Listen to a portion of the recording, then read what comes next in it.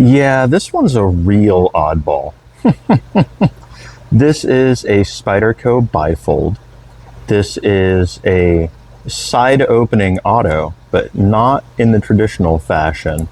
That was one of Eric Glesser's designs. You've got your safety there, and then you hold the blade, and then that inner portion there is your trigger.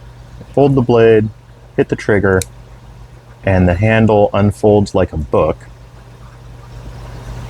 springs open automatically, and locks. You can see, focus, your trigger interacts with that notch in the hinge there, and that's what locks it in the open position.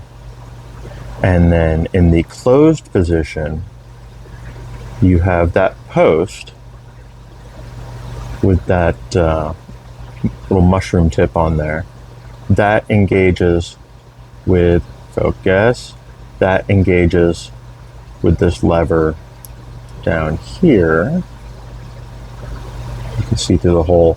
It engages with that section. Focus. Engages with that section of the trigger right there. Focus. And locks it in the closed position. And then your safety comes up and just focus, blocks the trigger.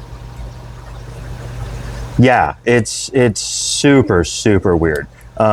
These came out, they debuted in 2006, and they won most innovative imported knife of 2006 from Blade Magazine. And before they even made it to market in 2007, they were discontinued. Because they're an auto, it was classified as a restricted item. Spyderco didn't want to deal with the regulations regarding selling automatics, and so these just got shelved. So they're super rare. I don't know how many were made, but they don't come up very often at all.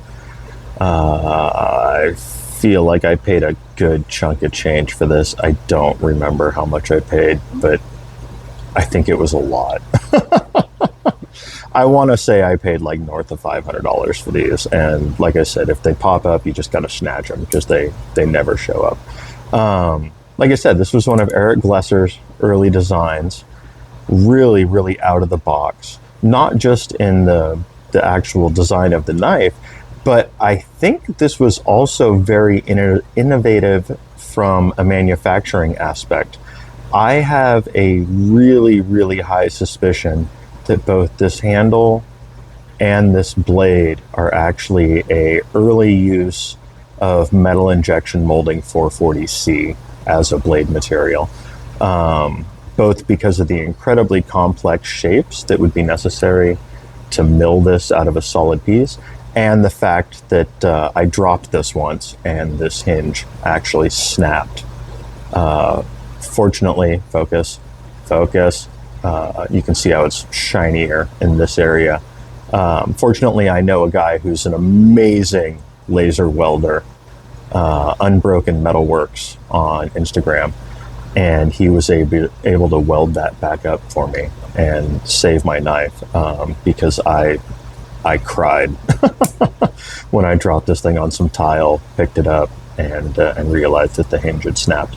But anyways, like I said, I think this is a very early use of metal injection molding, 2006. I'd have to look at my notes and see where that compares to the Kershaw offset for when they used that blade, metal injection molded blade in the manufacturing. But I feel like it's around the same time, if not maybe even predating the offset. This thing actually has really good ergos.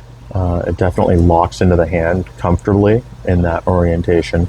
And then you can also get up on it for some detail work if you need to whittle a stick or something, I guess. Makes an awesome box cutter though. It gives you a nice angle to cut the seams. So yeah, that is a look at the Spyderco bifold. Definitely the weirdest side folding auto in my collection. and a really, really cool piece of Spyderco history. So there you go.